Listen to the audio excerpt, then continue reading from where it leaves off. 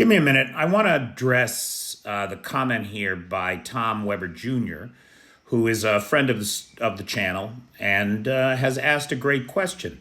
Wondering about this LukOil bullshit in the USA. Can they be targeted for sanctions or more? Now, LukOil itself, which is a Russian-based multinational oil conglomerate, has been sanctioned by the U.S.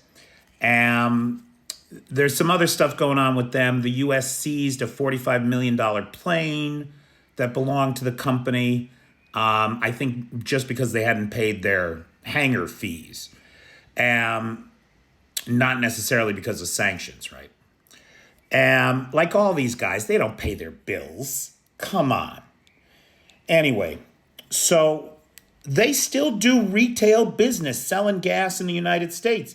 Now, Tommy, I looked around and all I could find was at the start of the war, the New Jersey state legislature tried to take away the licenses from the retail gas stations in New Jersey. But it appears that move failed. And so according to LukOil, because this is the petrol stations locator for LukOil North America, which I thought you could see it here. It uses Yandex maps, so it sucks. But there are about 200 of these locations in 11 states, mostly in the northeast of the United States. And if you're not familiar with them, if you take a look here, there's the logo, right? And if you see this around, this is a LukOil. This is a Russian oil conglomerate who pays taxes to the Kremlin in order to unalive Ukrainians. No American with any sense of our position in the world should work for these bastards. If you work for these bastards, you are working to...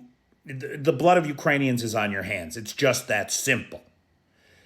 If you frequent these stations, the blood of Ukrainians is on your hands. It's just that simple.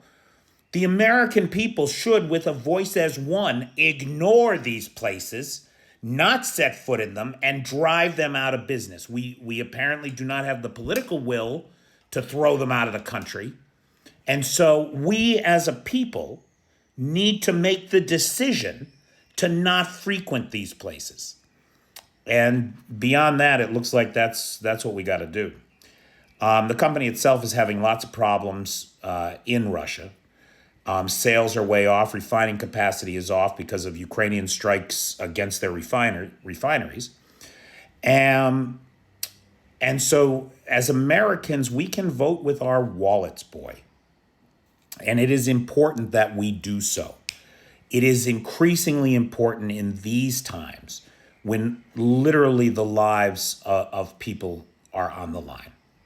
So, Tommy, thanks. That was a good question.